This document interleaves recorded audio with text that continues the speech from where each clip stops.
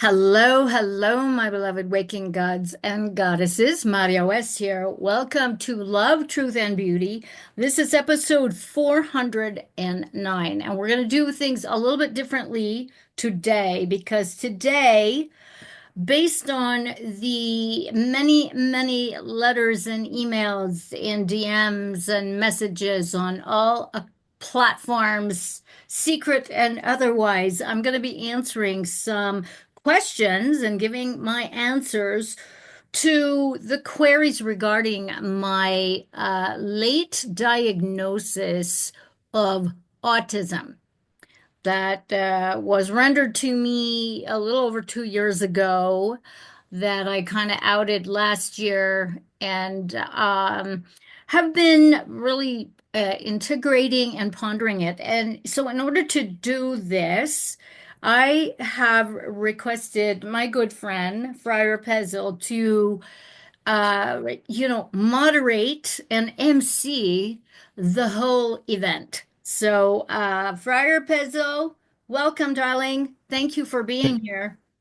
Thank you very much. Howdy, howdy, hi, hi. Yes, I'm Yes. here in my with my voice. Now, I'm the disembodied voice that I always wanted to be when I was a kid, right? Like floating around haunting everybody. It's beautiful. Love this. Yeah, I love this Thank you. too. And because, to be perfectly honest, when you have the screen on and you were blurred, I should probably get something like that so that my face is blurred. But I do feel a little shy about this, which Okay. is, I mean, it's very strange. So, it is a very, very touchy subject, a very sensitive one, and one that causes me pain every Okay. now and again. That is, so it's been a little bit of a struggle and a relief at the same time. So I'm just Sure. going to hand over the baton to Okay. you to direct. Thank you. And I shall do that in my goofball way, um, of good cheer. Yeah, well, first of all, I want to say thank you to Maria because, well, for many reasons. First of all, she's been a great friend over these many years, and second, this displays a lot of trust. I mean, this subject, and I know how you've been affected by it, and the fact that you chose me to conduct this speaks a lot about how much you trust me. So that has not gone Uh, unnoticed. yes, I do trust you. I trust you implicitly. So You've always been a very straightforward, fair person. And you're logical. You don't go off the emotional deep end. And that is like one of my triggers, when people just lose their proverbial mofo shit and start yelling and start banging things around and making noise. I wow. I can't do that. I Well, can't do you, that. you It's are you are safe in that case because that's not yay. me. That's not me. Yeah. And uh, let it be said, I've done some work with you, Maria. We did one of Yes. your sessions, and I had plenty of opportunity to do just that, right? Because Yes. it was heavy duty and deep. Yes. But Well, um, oddly enough, regarding that, I mean, I've had clients go off on me, uh, and go off in terms of their pain and scream. But that is a different thing okay, because I'm wearing a specific hat. And gotcha. so when I'm in that role of trauma deactivator, facilitator, we could be in a war zone and I am cool as a cucumber. I will not lose my shit. And that is actually one of my superpowers, is to be able to hold integrity, hull integrity, so to speak, in the middle of a war zone and not lose consciousness to be able to hold. And even when people Right. are in reactivity or they're flailing around, if they're laying on my healing table and they're flailing around or they're trying to hit something, hit me, I won't lose my shit. So, and I don't know how that is other than having been raised in a war zone myself, where everything Right. was so unpredictable and so unstable and so destabilizing and triggering that, yeah, you learn some skills. And you have them. You absolutely do have them. Well, thank Um, you. Absolutely. So I'm super glad that you're my friend, and I'm super glad that you trust me to do this. And so we shall. And I'm gonna start with the fact that you wrote an article for Brains magazine. Is that right? Yes, yes, I did. Yes, you I, did. About a year ago it or was about so. I guess it was about this time that it was published. And my stint with them was very, very brief. So Okay. I chose to write certain articles with specifics, and I thought this would be a good way to sort of come out. And come out you did. Uh, because you laid out this amazing article about your experiences having discovered that you are an autistic adult and Yes, probably were autistic all your life. yes, indeed. So, and it was honestly, it was a tough read for me. I felt your anguish there. And uh, I will also say this, and this is good. All right. First of all, it's not about me, but I'm gonna tell you, Yes, I have read many articles and seen YouTubes about people who were diagnosed late in life with autism. And the first thing that struck me was you don't seem autistic to me, which is a very dumb thing to say. Uh, but it's based on this idea of what an autistic person is and is not. And so yes. as that all went away in my mind, I was like, okay, clearly I have to, take a clean look at this. And I was looking at autistic adults have these characteristics, and I was like, oh dear, oh, these characteristics sound really familiar. Uh-oh. Mm-hmm. Uh-oh. So I have not been diagnosed formally, but I strongly suspect that I too am on this lovely spectrum, as they like to call it. Yes. So Well, I birds of have, a feather flock together. that's right, absolutely dang lutely. So you wrote this article, and I've read it at least twice now.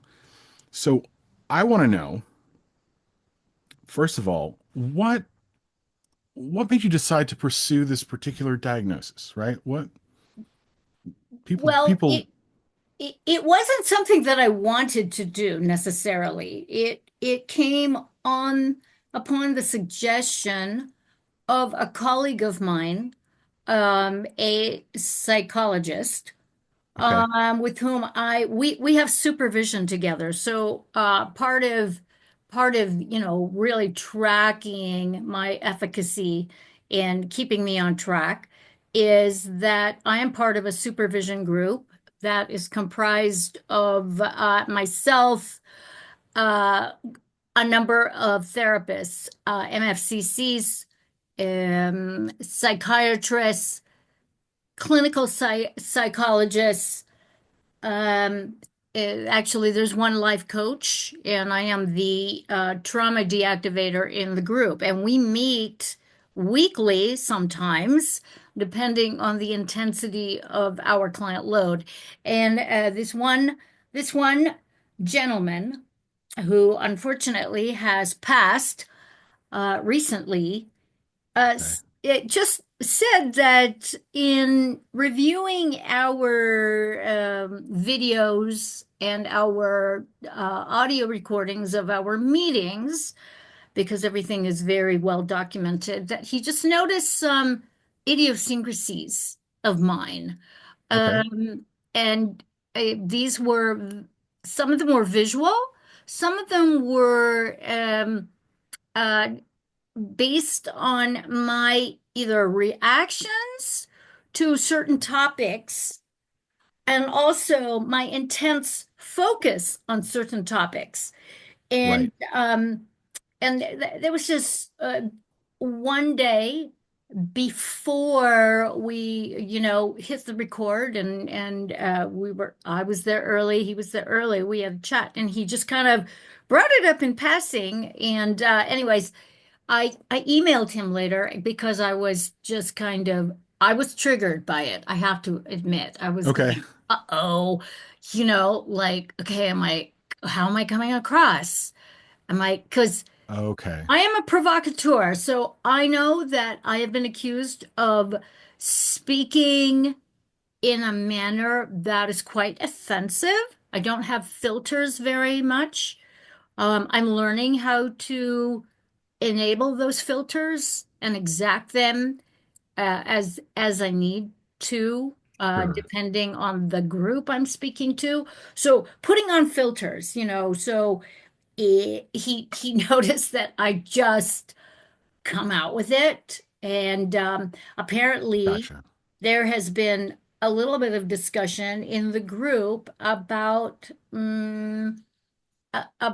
yeah, like what's up with her, that kind of thing. And, Oh. and so he is an American, but was living and practicing in Australia. So he's very he was very adept at, just kind of broaching the issue. So he was very kind, and made some suggestions about taking certain diagnostics. And some of these diagnostics you can do online. They're free. There are a series of questions and a series of, questions that involve Right. how you would respond in this situation, that situation, what you would say, feelings, and all that kind of stuff.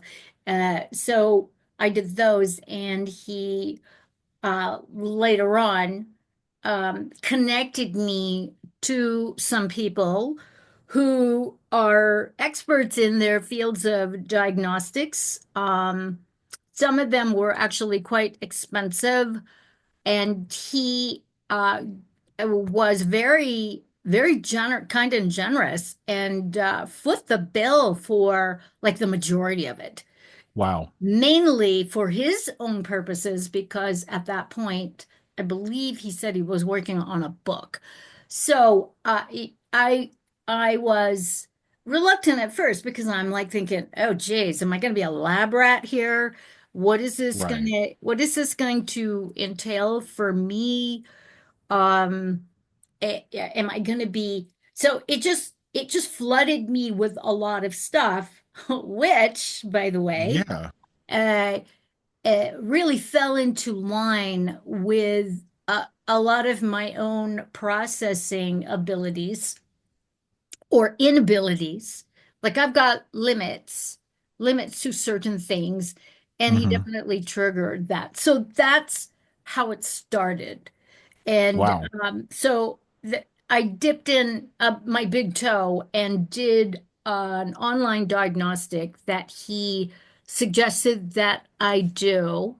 That was suggested by a YouTuber who is actually also based in Australia, who talks a lot about adult autism.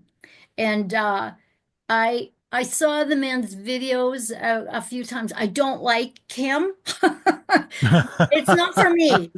It's I think I've seen those videos actually. it's really not for me because I don't consider myself that on that spectrum where Okay. I am reactive and I have a fit. I've got meltdowns and I have no emotional control because I'm not one of those. Right. I've seen Um, that encouraged. I've seen it was encouraged to just like act out and have no self-control and yes, yes. So one of the things that was very apparent. And I really admire him for bringing this up because he also understood just based on, us getting to know each other in the group over, a few years, that he also knew my background of severe abuse, severe childhood abuse, Right. sexual, mental, psychological, physical, I mean, just the abuse, verbal abuse, it Yeah. happens. Um, Financial too, I'm sure. y- and excuse me, what was that? Financial too, I'm sure. No, no, not there were Oh, okay. my mom was she was pretty well off so she was a good provider and all that kind of stuff. That's good. But the providing was really a tool for her to cart me off to faraway places and to activities so she never had to deal with me. But Okay. because she didn't have to deal with me, when she had to deal with me, it was a major, major, major issue. So, what Jack brought up, this is his name, is Hmm. that there could be complications in terms of my diagnosis simply because I have suffered complex PTSD. And there are Right. many crossovers in childhood autism with complex PTSD, and the fact that I grew up in the 60s. In the 60s, autism was really relegated to being a boy's affliction, not a girl's affliction. So there's Right. very little data and the story the um, around girls at that time, into like the early 70s. So, how, so those differences are not really well established. Right. Yeah, Insufficient research. indeed, indeed. Indeed. So it was tricky, and some of the people that he sent me to that were part of the diagnostic process, which, by the way, Right. was off and on. It wasn't like a one-off. It was over 18 months or so because I would get to a point and then I would literally recoil. Recoil from the whole Okay. thing because I was um I was very resistant, very resistant. I didn't like some of the questioning, and Sure. I got to say some of the diagnostics, the question that all that kind of stuff really triggered me. Um, and I felt a lot of times I just didn't even know how to respond. Okay. No. And we've moved beyond the sort of recommended self-tests, and now we're moving into like the actual legitimate diagnostic process and the intake process, right? Yes, yes, Okay. yeah, yeah. Okay, so tell me So about that. So the intake process was very interesting because he connected me to six different intake diagnostics, and Wow. some of them were similar. Um, I mean, they had similar things, but some of them were once again situational, Hmm. like being out in the world and what would you do if X, Y, Okay. and Z were like going on? Would you do A, B, C? So some of them were multiple choice. Some of them were just kind of like essays, which I thought was really interesting. Huh. And then some of them were asking me questions about uh, communication. So, how do I communicate? What are the stressors in communication? Um, let me think. There was also oh like my sensory sensitivities, which I have a lot of. Okay. I have a lot of that.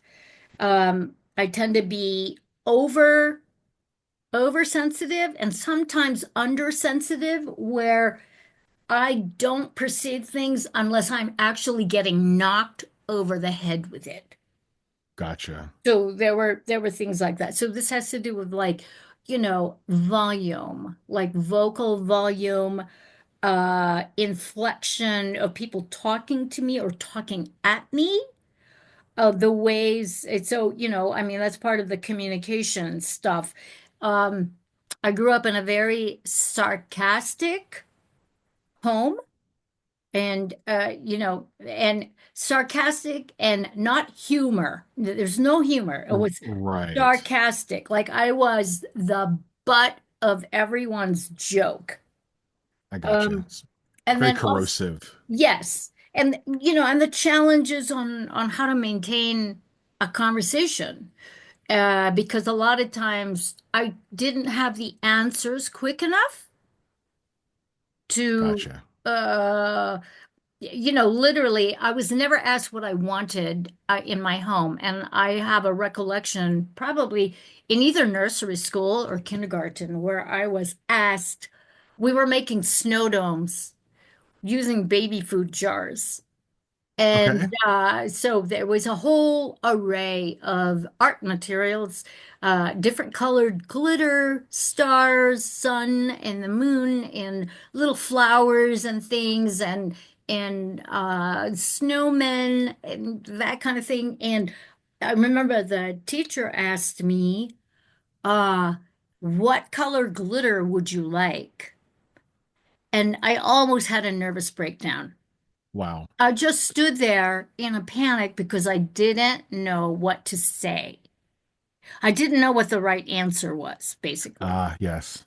And And she saw my distress, and she was so kind. She said, "How about we put a little bit of each color and each kind?" oh, And yeah, I she thought that saw was it. She like saw it it. was the most magical thing. And I loved my snow dome, but it's kind of like that. So where my communications break down, where I feel like I get stymied. Um, Sure. and then with the sensory stuff, the way people speak to me, the way they look, the way they approach me.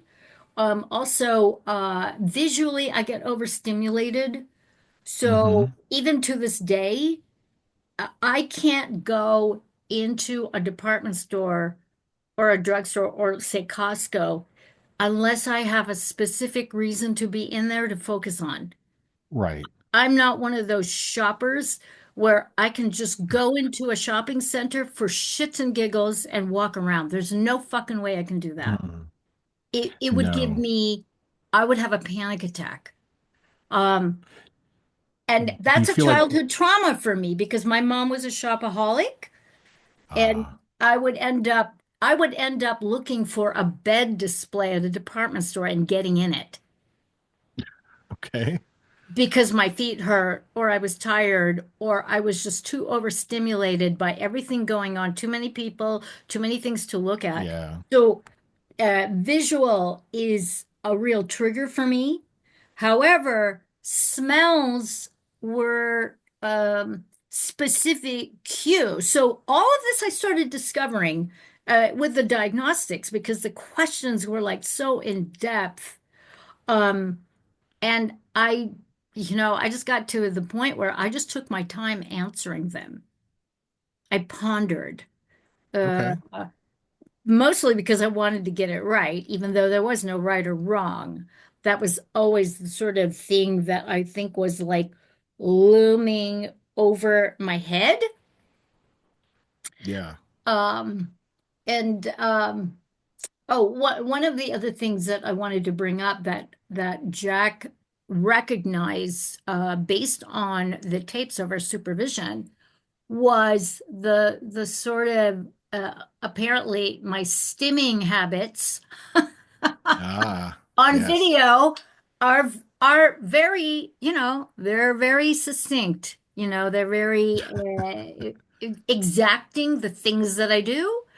Okay. And he was able to like really assess them that, there's a thing that I do with my hair, and especially when something is being shared that is rather intense, and I'm not doing the sharing.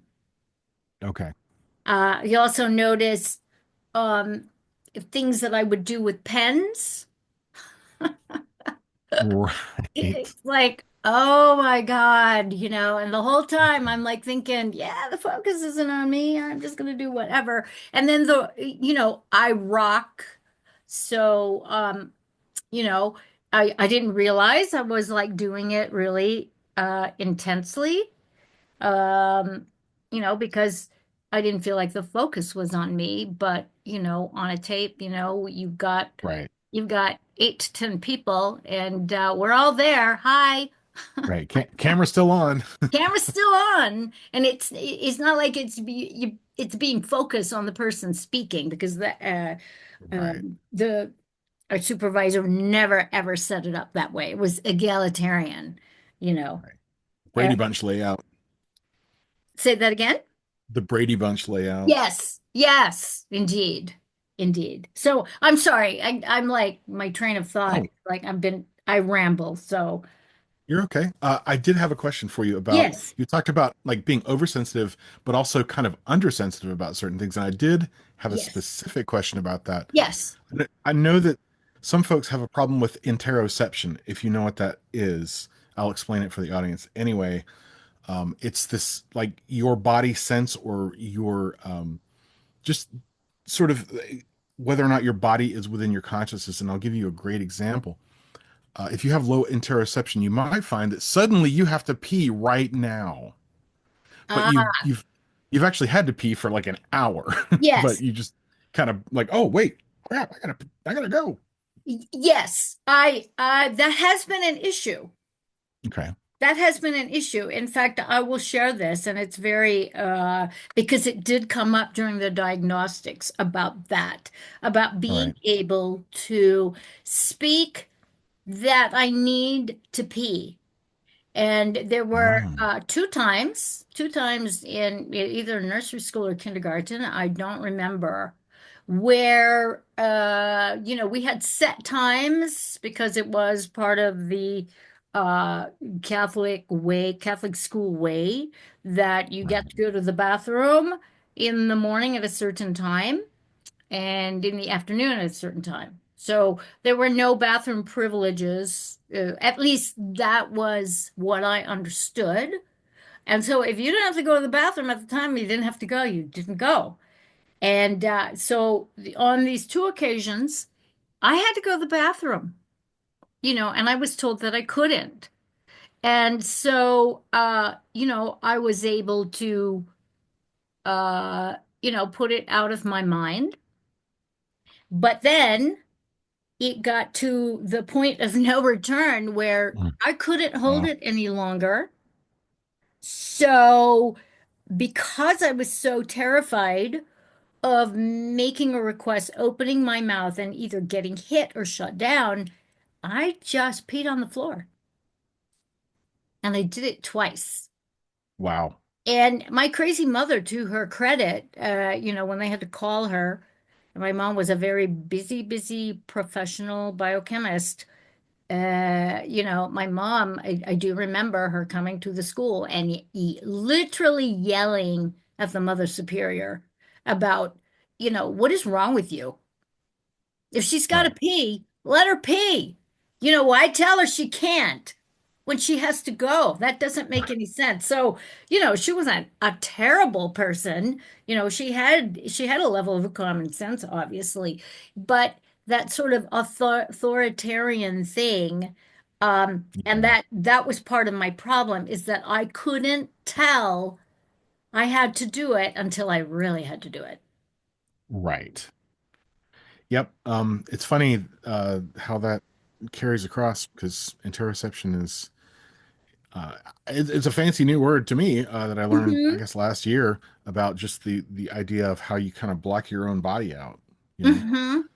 Um, so yeah, that may fall under the category of being undersensitive. Is there anything else that because you talked about oversensitivity and undersensitivity, was there any other undersensitive stuff So, that happened? so the other undersensitivity is the undersensitivity to verbal abuse, Oh, to sexual innuendo, to so. and this comes from my childhood where I absolutely was not allowed any boundaries whatsoever. I was there at anybody's disposal. Okay. So for me to discover that, oh, I can say no to this Right. was like a revelation. Wow. And I did not learn that until um until I was a teenager. And it was absolutely shocking to me that I was clueless. And um I began to be aware of my just this literal panic when things started escalating that I didn't like.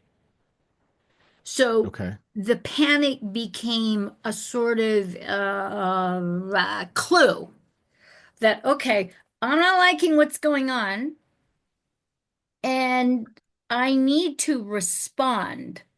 Okay. And So, so it took a long time to figure that out because you get programmed into assuming a position, into assuming that, okay, well, they're here. I guess it's time to leave my body so they can do whatever they want. oh man. So I have those memories. And so that would have, I'd say that would go into the category of moving from being understimulated to overstimulated, Okay. Yeah. oversensory, right? Right. And so a lot of it was very touch and go and very convoluted, very confusing. Um, and so yeah, it's like holy moly. Did that answer your Yeah. question? It did. Yes. Yes, it does. Okay. Um, no, no, you're doing great. I'm maybe not doing great, but you're doing awesome. You're doing great. Um, so this is going to sound like maybe a weird question, but there may be something to it. Hmm. Uh, d does this diagnosis revelation empower you to transform yourself in any way? Does it Um, bring anything I to you? I think at this point in my life, not really. Okay. If anything, what it's done is to be more appreciative of my life's journey. Because in hindsight, I can see the many, many, many places over my life as a young person, um, moving from, a girl child to a prepubescent teenager, from that into a young woman. And I can see the progression of how I masked my Okay. autism so thoroughly, how I masked also the complex PTSD. I masked my trauma like nobody knew. Um, Right. I covered up bruises. I covered up, um, cuts and that kind of thing by wearing clothing, by covering, yeah, mostly covering up with clothing. Tights were like really good for that. Because a lot of my bruising was from the waist down, or Okay. sometimes around my arms. And if it was on my face, as I got older, I would put, concealer or makeup or wear glasses, to cover things up. But just masking my insecurity, my emotional upheaval through being competent at something. Gotcha. You So know, it, it, when you sort of look at your life, look at your past, this kind of changes maybe how you interpret these events Yes. now. Yes. Oh, indeed. Yeah. Indeed. And I have to say, I was actually very intuitive about things because what I recall, I had certain neighbor friends whose mothers were, kind of role models for me. One of All them, right. one of them was Padma's mother, who's Indian. She was an Ayurvedic healer. She was the one that turned us all onto the beauty benefits of castor oil when I was 12.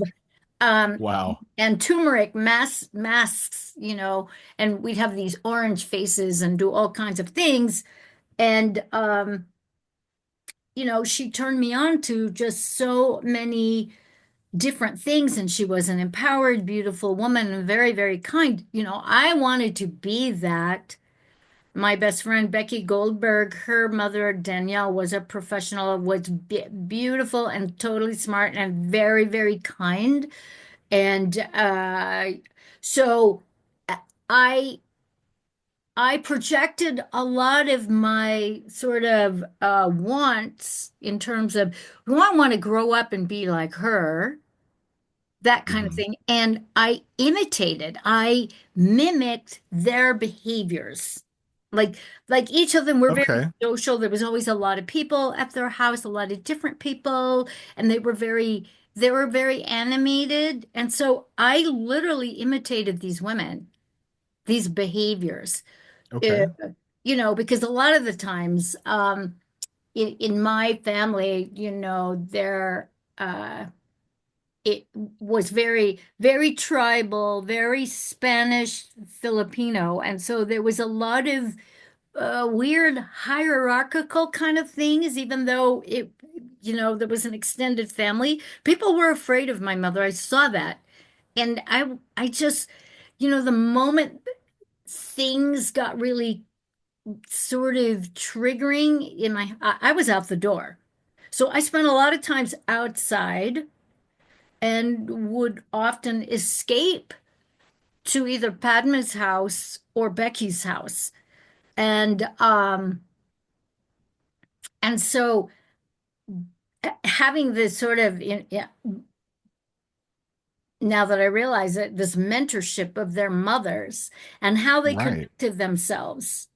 you know, I liked going shopping with Becky's mom because she was so fun and gracious, and I felt included. It wasn't like I was just along for the ride and dragging my feet, being Right. exhausted. She made it fun. We would go out for ice cream, and she would tell us stories, and we'd try on little outfits and things like that. So I I imitated those behaviors. I remember just kind of watching her interact with the person behind the cash register. Um, and she was just so kind, and I was just like floored because my mom was such an asshole, just rude and dismissive. And it's like, all right, I don't want to do that. I don't want to be rude and dismissive to people. I don't want people to feel bad around me. So Th- I, That's you cool know, that you had an alternate role model. Yes. Yes. And that was part of what was like really cool about it. Is like, oh, okay. Well, you know, this is another way of doing it. And then having dinner at these friends' houses, these families actually talk to each other. There was no yelling, there was no put Yeah. downs, there was no, I wasn't getting groped under the table by a cousin. So, it was like everything was like different. And And so, probably different better. indeed. And so I modeled a lot of my behavior from witnessing them, witnessing Okay. my peers, and I also witnessed a lot of shitty behavior at school from my peers. And it's like, yeah, no, we're not going to go there. That's just, I don't like that. I don't like that. S- So now this got me thinking, do you feel like that watching these behaviors did you model them like for real, or do you feel like you modeled them as a mask? I think I modeled them for real and as a Okay. mask, Okay. to hide my discomfort. I have severe social anxiety. A lot of people don't realize that. So um, and so the way I think I mask a lot of my social anxiety was, uh, utilizing my training in performing. I'm a classically trained Yes. musician in the piano and violin. I'm a trained dancer, ballerina, martial artist. So I was always being tested, either giving recitals, performances, or going through tests for dance routines, for graduating through the belt system of Right. the various things: taekwondo, hapkido, judo, karate, the whole nine yards. So it's like there was a reward system that I followed, that generated certain skill sets where I managed to shine because I was really interested in these things. So Hmm. being able to geek out on Right. doing tricks in dance and martial arts and gymnastics, or And being able to play certain pieces on the piano, the violin, the guitar, uh, that kind of stuff. Being able to excel academically because I was a geek. I was a total geek. I skipped 2 grades. So I was, that kind of real very focused in on these activities and being outside. So I had a lot of things going yeah. where I feel like I was lucky because I didn't get to ruminate a whole lot Mm. and, fall into a place of despair. But I did have despairing moments. I mean, I thought about killing myself a lot. Um, Especially when things got really, really bad at home, Right. and I wasn't in a performance mode or a learning mode. Nothing to distract you from those feelings. Indeed. Indeed. Right. That's a good way to put it. Yeah. Yeah. Um, so I'm gonna shift gears a little bit here, because I think this is in some ways the heart of the matter. Hmm. Um, you got the diagnosis. Hmm. I want to know how you felt about that. Like really, how did you feel when it got real? Um, at first, I'd have to say for the first few months to 6 months, I was pissed. I was Okay. very upset. Um, I I was I felt a deep amount of shame, honestly. Okay. Simply because and I was having a very, very difficult time while it was happening. My stepdaughter had just uh taken her life. Right. And just before that, my partner's brother had also taken his life. And it triggered a very strange rift between Christopher and I, and we both did not have the ability to articulate it. And that has been an ongoing issue in my relationship with Christopher, where we have communication lapses, where I am constantly saying the wrong thing. Okay. I'm constantly being accused of interrupting, accused of this, that, and the other thing. And quite honestly, I was really, really struggling because it's like, oh shit, now he's really going to have some ammunition for me. This is all my Oh, fault.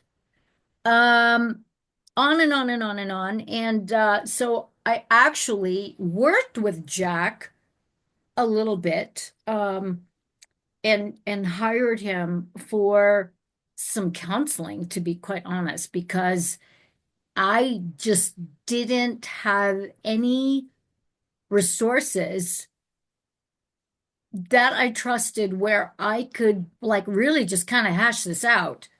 right. Like I didn't know how to integrate it. Sure. There was a part of me that that kind of felt like a little relieved, but then the larger part of me felt a lot of shame. Like, wow, I'm really fucked. I've been Sure. fucked And up all my life, oh, and yeah. all the accolades, all the masking, all the successes was all bullshit, you know? And that was hard. And it was very, very hard between me and Christopher. And it also, what also happened after the diagnosis, I got into a ski accident and I tore my right meniscus and literally couldn't walk properly, couldn't even drive a car for 5 months, and was Okay. really dependent on Christopher. And it really, and part of the issue too is that I had so much shame and was so secretive about my diagnostics. I didn't even tell him. I didn't even tell him about my diagnosis until over Wow. a year later because I didn't know, I couldn't figure out how to bring it up. Sure. I have some thoughts on that, and I'm Yes. gonna circle around to my experience of growing up in a very difficult, toxic, Hmm. feral family, right? Yes. This much I can tell you, and you know this. Any weakness you show, any mistake you make is Hmm. like ammunition for these a-holes. Indeed, for And so sure. you make sure that you don't put a foot wrong. You Yes. don't make any mistakes. You got to have everything absolutely lined up. You'll get attacked anyway. But boy, Yes. if you screw up, oh man, you are the food for the day. Yes. So I wonder if that paradigm of I can't be bad, I can't be wrong, I have to be like super, super good. If you get a diagnosis that says, hey, guess what? You're, in some way lesser and it's permanent, and then you have to feel that shame, how much of those feelings are reflected by the situation you had to survive where you had to be like super, super good, and now you've just been told, oh, guess what? You're not super, super good, and Yes. you never were. Yes. Yeah. Yeah, that is so no shit right there. Yeah. And actually, it's interesting because Christopher and I had a little bit of a kerfuffle over the weekend, and it was about uh, in his view, my inability to answer his question uh, Okay. about a certain perspective and his continuous accusing me of being defensive. And I have to say, whenever he asks me a question, so this is a major trigger, Okay. I'm already shaking in my boots because I already know we have a dynamic when it comes to that, where he feels like I'm not answering his question, where he feels like I'm not listening to him, where he feels like I'm getting defensive, Right. and where he feels like I'm just not hearing what he's asking. And in my opinion, that's bullshit because I am super, super careful. And what happens is that, and in fact, it was a family member of his that really pointed out the pedantic nature of his approach, which is very All right. triggering for me because it's bullying. It's my mother asking me in the Yeah. same manner. Well, what's Yeah. the answer? Don't you know the Right. answer? Why don't you say It's it the correct way? I mean, there's uh, a kind of thing there. And, and not to negate Christopher's experience, but I mean, it's difficult. And he said to me over the weekend that sometimes he feels like it's futile. And I really came back with, you know, when I hear that, I go to the place of what's the point? It makes me feel like mm, I've utterly failed and there is no coming back from this. right. And It's so there's a there's a certainty and an absoluteness in how he interacts with me. And then, and we talked, you broached it about the autism because my autism gets blamed for a lot of our conflicts. And that okay. is painful. And I'm gonna be very frank because it is something that we are working on. And I felt like we had a breakthrough over the weekend because I really expressed my hurt feelings about that. And that it doesn't, me feeling that way uh, really diminishes my motivation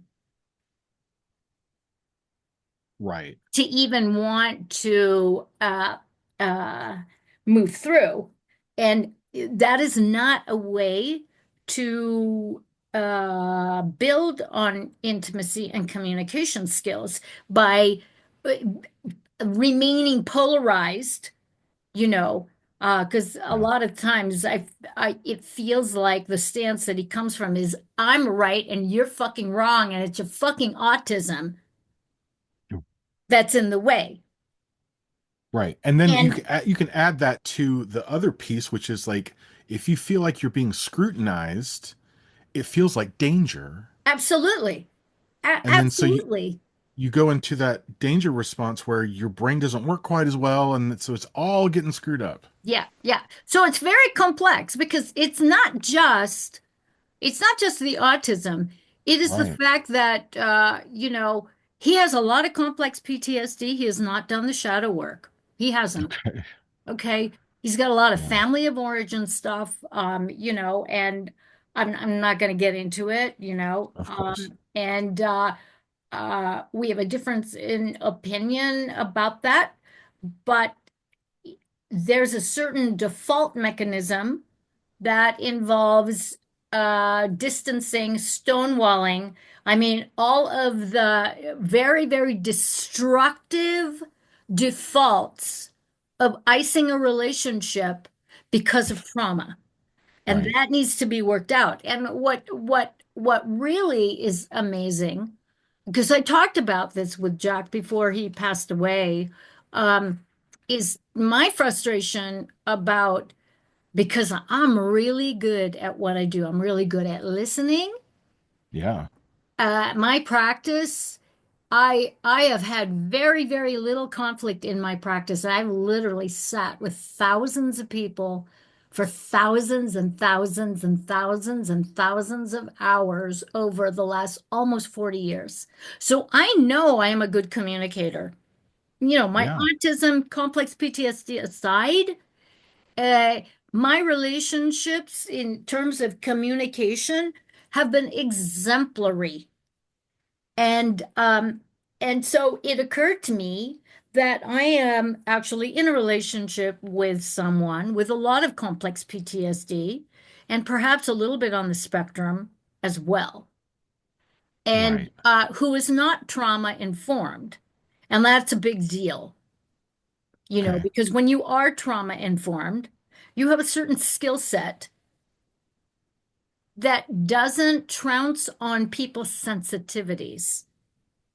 And he comes from this place when he's in that place and he gets into that pedantic thing, which is also a symptom of communication behaviors and triggers with autistic, neurodivergent people of repeating themselves over and over and over and over again and not veering off of that stance, regardless of whether it's effective or not. Right. Like a hyper focus of a sort. Indeed, indeed. And it just repeats himself again and again. So at that point, I have a sensitivity to it. So I just like back off. I'm a little better because I don't collapse. I used to collapse, and now I don't. I don't collapse. Okay. I can take space. That's awesome. And and that has been a huge thing since my diagnosis because I've always endeavored to try to have a normal quote unquote relationship. And so the whole thing of uh, as my most of my women friends would say, of being able to live together and get you guys to live together and get married. And it's like, no, I am not Right. capable of doing that. Does that mean I am relationship phobic? No, it just means that I like to have my own house. I have my own house. I Yeah. have I have to live a certain way in my day to day. I have things that I like to do. I have things that I like to do that are private and I do it in solitude as a writer, that's I Yeah. write in I research in solitude, you know. I'm not one of those women or men that needs to have somebody in my face 24/7, and if they're not around me 24/7, that there's something wrong or that he's out doing things that he shouldn't be doing behind my back. No, he's doing exactly what I'm doing. We're doing our thing, Right. So that has been a relief to understand that I need a certain level of solitude, a certain level of, just being in my own space. Right.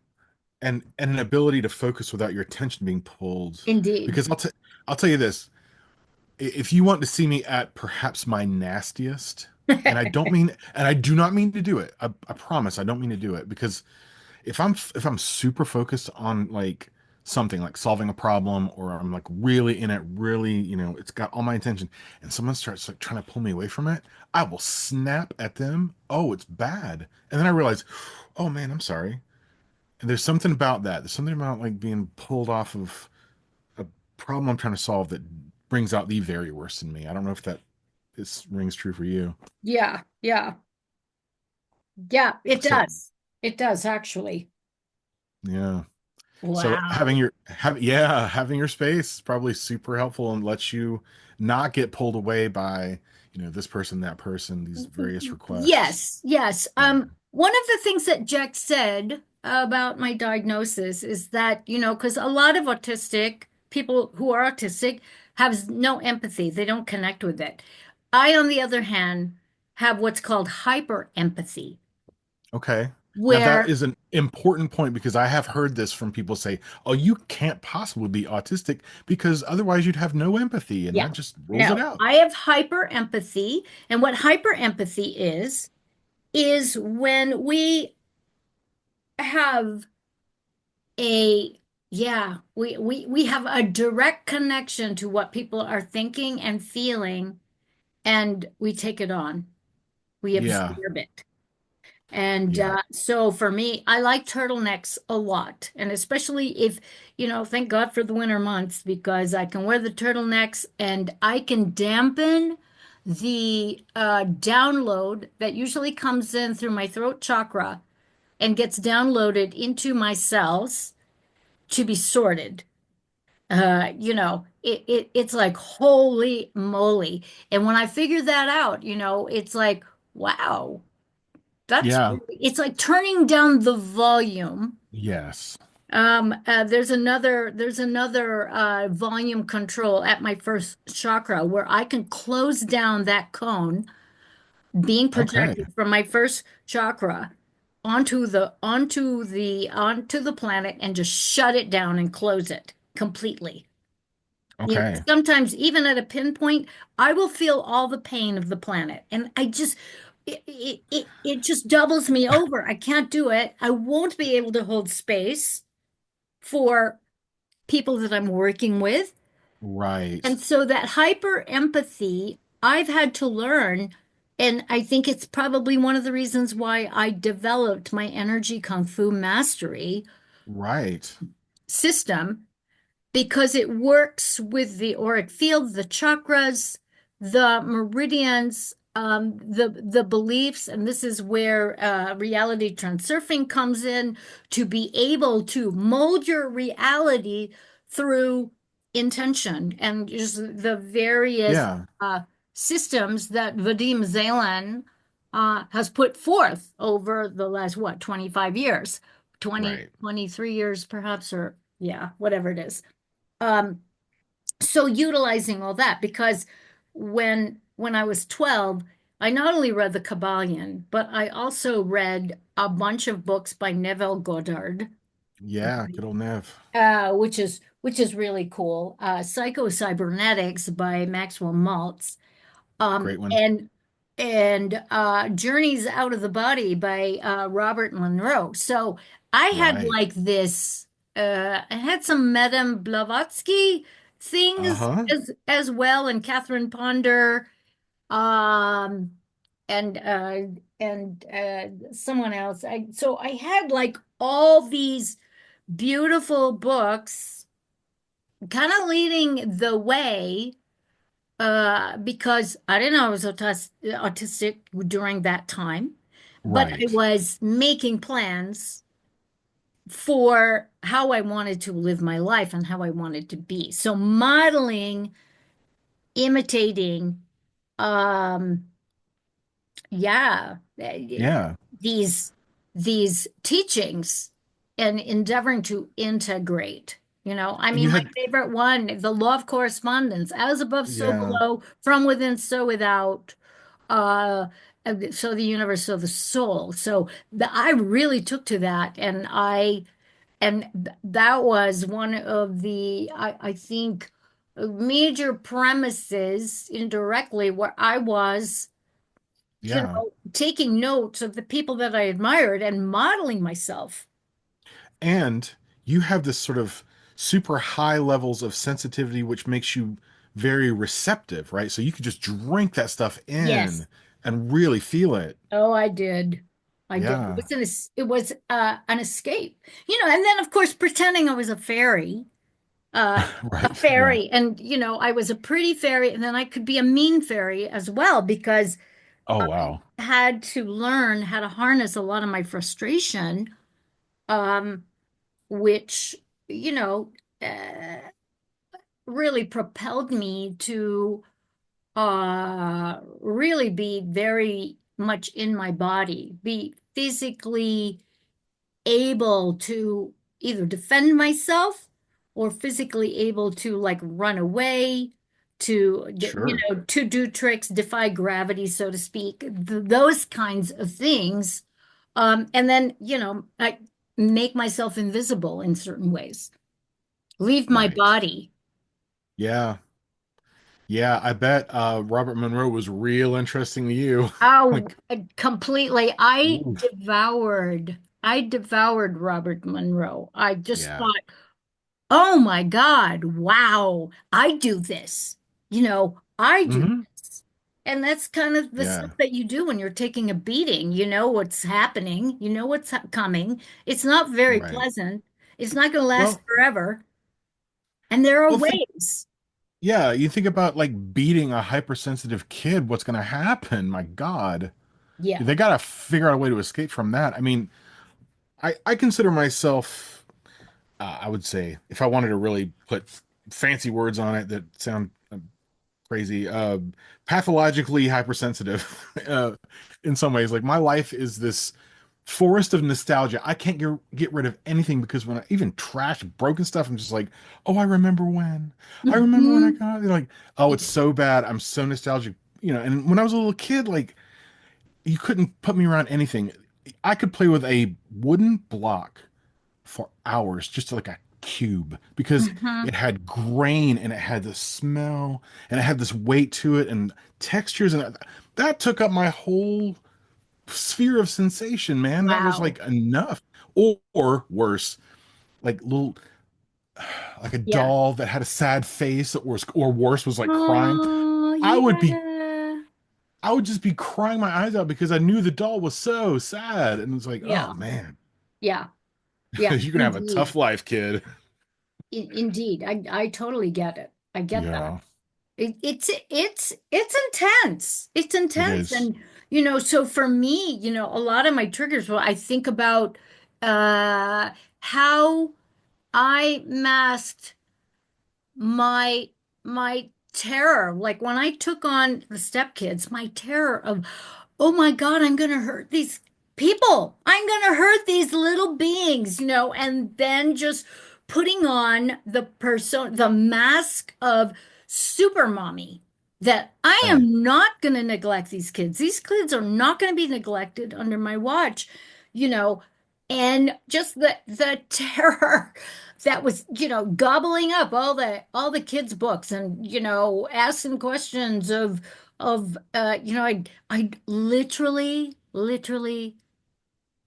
verbally accost, in my opinion, mothers Okay. with children, and just ask them all kinds of questions about Right. how to raise children. It's How do like, I do this? I don't know how to do this. I don't Yeah, know how to because you do had it. no example at all. Yeah, yeah. I have the Right. example by contrast that, well, okay, I'm not going to beat the shit out of them, that's for sure. I'm not going to yell. I'm not going to call them names. I'm not going to neglect them. I'm not going to belittle them. It's like, yeah, all that contrast. And what is the opposite of that? So I did a lot of polarity things. Well, what is like literally, that's how my mind works. What is the opposite of belittling? Oh, complimenting, Right. encouraging, Yeah. so I did that kind of stuff. Thank God for journaling, you You know. know, oddly enough, I've heard Abraham Hicks talk about that. Hmm. In so much as she'll say, you know what you don't want, therefore you know what you do want. Yes. Yeah. You know? And we learn through contrasting experiences. Yeah. You do shit enough where the contrasting experiences are like kind of uh they're down pat, and you realize, maybe I won't do that so much. Right. And then Hey. shit happens different. It's like, oh wow, okay, Yeah. note to self, I won't do that, that is not good. Right. We'll do something else. Good So, idea. yeah, yeah. And Do, so I'm gonna steer us a little bit to another aspect of this, which is has this diagnosis helped you to bring loving kindness to any aspects of your life now, like looking back? oh, absolutely.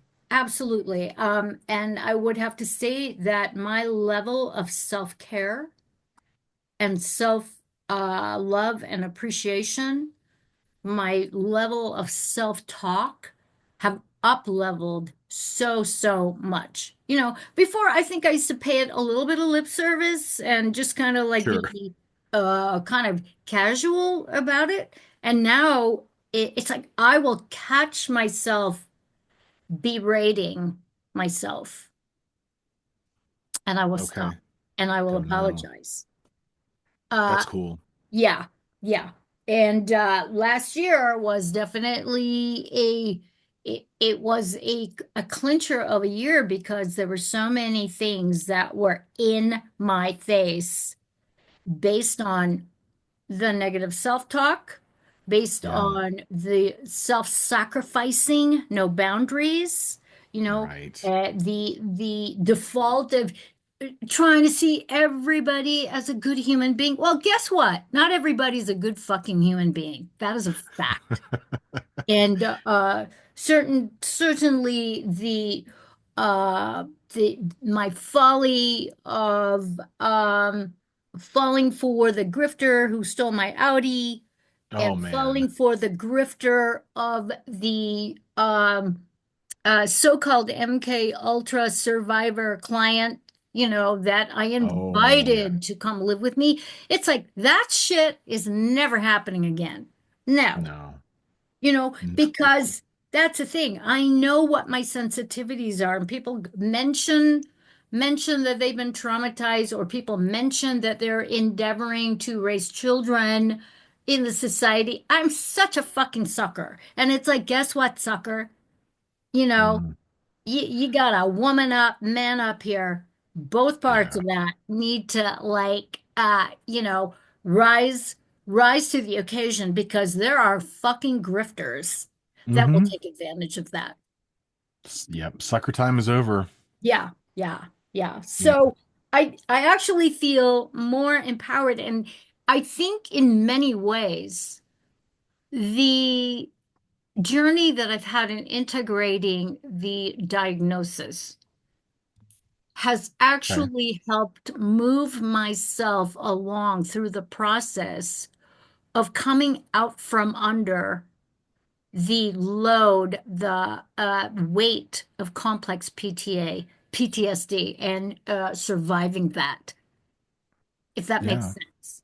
It does. I mean, in really simple terms, it's almost like you're allowed to give yourself a break now. Yes, in, You know? indeed. It's like, wow, that was intense. Yeah. Yeah. And so it sounds to me like you were able to let go of certain aspects of your old self because of it. Hmm. Like, okay, so, for instance, sucker time is over, right? Yeah. Yeah. And not Is only there that, not only is that over, but trying to be superwoman, that's fucking over. nice? You Good know, for it, it you. it's like so I've been turning down a lot of things because I feel like I don't have to prove myself. I don't have to do that. I don't want to work with that person. I don't want to be on Right. that podcast. You know, Yeah. I don't want to be friends with that person. I don't want that Right. person in my house. How about that? How about that? Yeah. And really being able to like pull back all of the leaks, so to speak, because I think I was leaking a lot because it was a default to overextend, to martyr on a certain level, to Right. overgive on a certain level, to overcompensate on a certain level. Um, all at my expense Yeah. because I And can. It's like, no, you can't. Stop it. yeah, I'm going to say something based in my own experience that Hmm. it, another, oversimplification probably, but it's like, hey world, check it out. I'm not my mom. Here's how. Yeah. Right You on. know, Right. because my dad's totally in my shadow. I'm just like, I am never going to be like that guy. Yeah. Yeah. Yeah. No shit. And I'm lucky because I don't look like her. I don't look like her Oh, in the least. We don't even have the same body. We don't have the same skin color. We have nothing in common, same here. Yeah, you same know. here. So I'm just like, fuck, I dodged a bullet, Right. you know. Yeah, man. There's Uh, something to the to that. the one thing I wanted to bring up, Okay. because the latest conversation with RFK Jr. about vaccine Oh, damage and yeah. leading to autism, I want to let the listeners know I immigrated here in the 60s, and I was not vaccinated as per the usual. And Right. funnily enough, I have a younger brother who was born here, and he was fully vaccinated.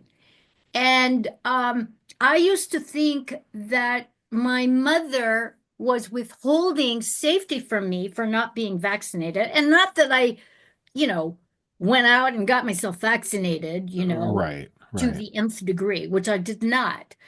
So I got all those things. I got the measles. I got everything. I got everything, and I don't get sick. I mean, the last time I had the flu was in 1994. I don't get colds. I'm not on pharmaceuticals, you know. I'm I'm old. I'm not on pharmacy. I'm not on any. I am not in the Okay. medical shitstorm. But what's interesting is that my brother, um, ended up with all the things. Uh, Oh. Eczema, psoriasis, shingles, HIV positive, AIDS, Whoa. deathbed 3 or 4 times.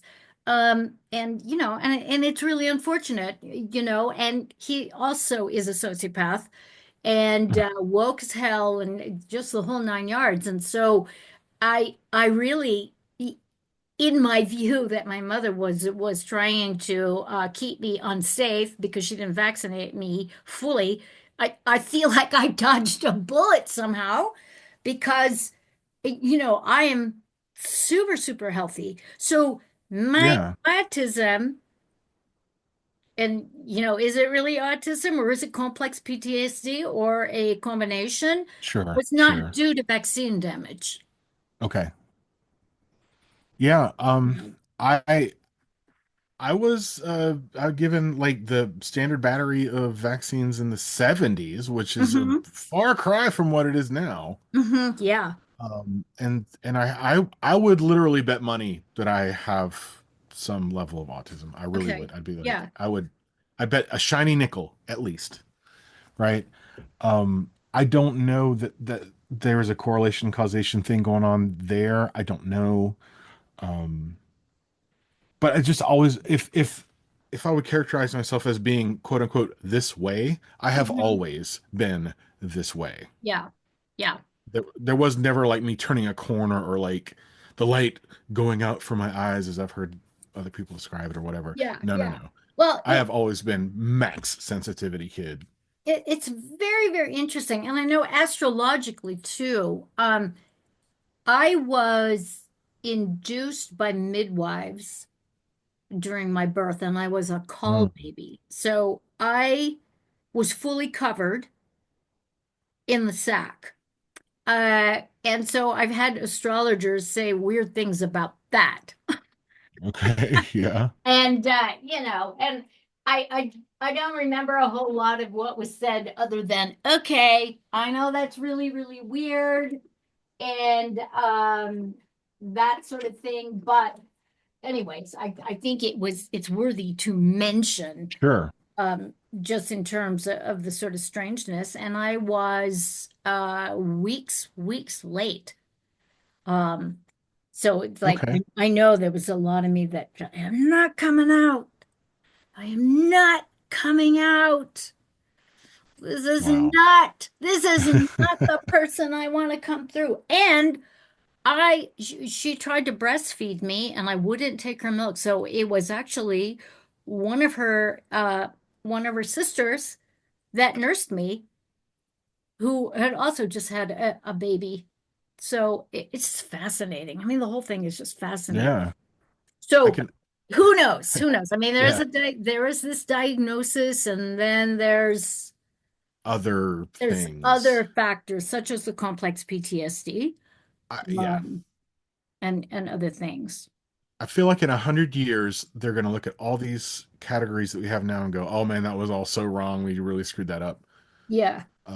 So that's why I try not to like put ironclad um, faith in some of these things. I'm just like, all right, if it describes it pretty well, that's okay.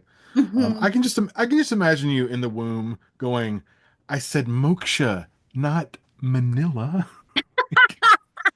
Get me out of here." Oh my God, that's so, so funny. Oh, that's hilarious. Yeah, cool. So, One, yeah. please go ahead. Well, No, go I'm ahead. I'm looking at our time, and uh, how are you doing for time? I have to I'm be in another session in a little bit soon. So, okay. um, I'm fine, but I did have like one final. okay, This was tricky too. yeah, all right, This is tricky. Um, and I'm not gonna make it a question. I just want you to tell me what you think about it, right? okay. This is tough. Um, you probably have come to the realization that you might have been somewhat difficult as a kid because of this. Yes. How do you feel about looking at that in the light of how you were treated by others and how those things go together? You know what I mean? Yeah.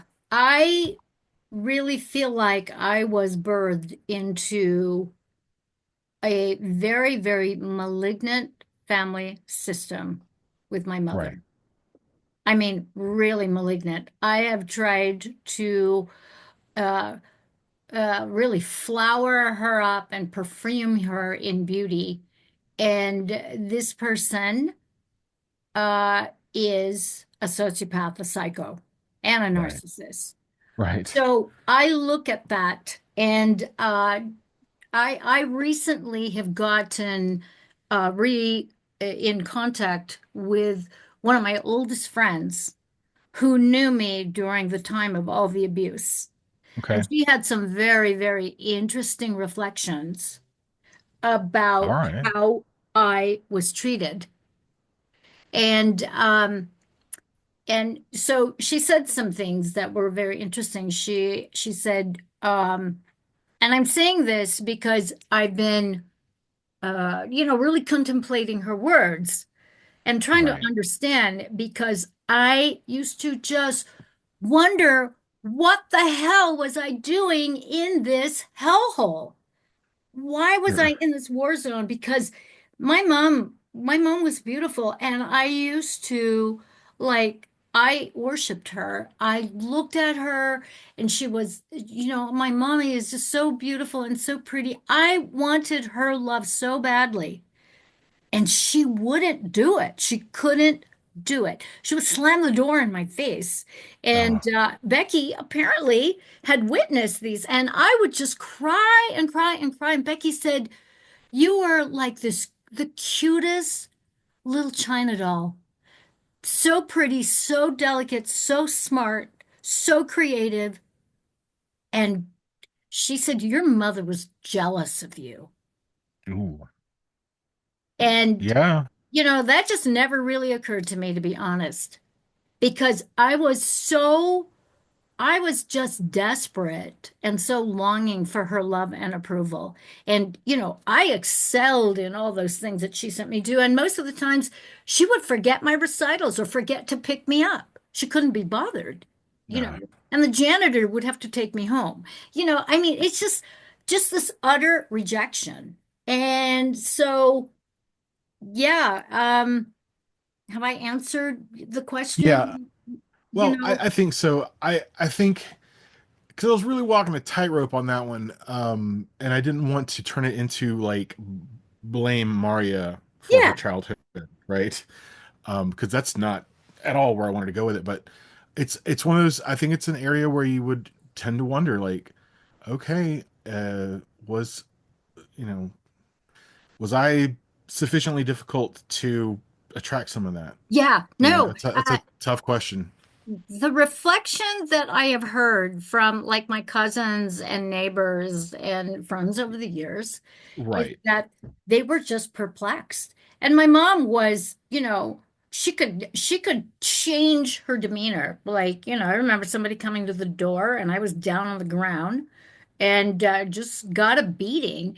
She opens the Yeah. door. Oh, hey. Like, I mean, that's frightening.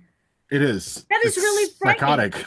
Her own sister, came over unannounced, and it was a very, very hot day, and I was in my room putting on winter tights to cover the bruises from my mom hitting me and pinching me. Yeah. And my Aunt Felisa was not having it, and they had words. I never saw her again. So it's those little things that made me realize, I wasn't. I thought I was a monster. Like, why was I demanding? I wasn't. I Okay. really wasn't. And that's the whole thing, is that we are innocent. We're Right. innocent children.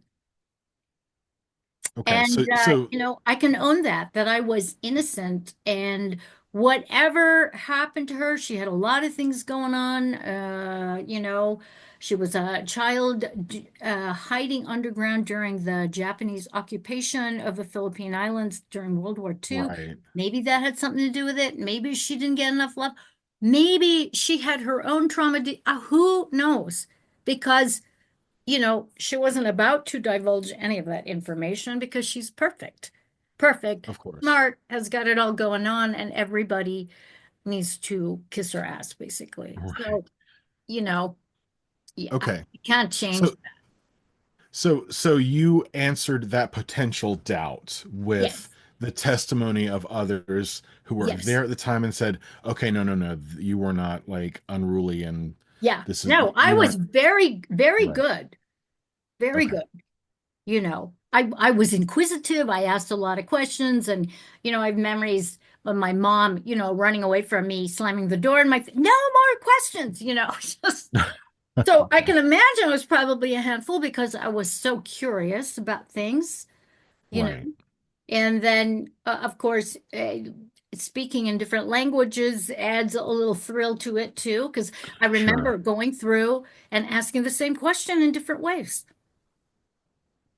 in Right. different languages, to see if I could get an answer, and just being really willfully, categorically ignored. And Right. so, I'm glad you can answer that question in that way then and say, I wasn't to blame because I know that for a long time when I looked back, I was like, I surely must have been a horrible person to have received the treatment I did. mhm, That's the only thing that makes sense. yes, yeah. That's hard to let go of. So good job. Wow. Well, wow, Doc. I hope, I hope that we've covered things. I think we have I think actually, we have. I think we pretty have. well. So, Yeah.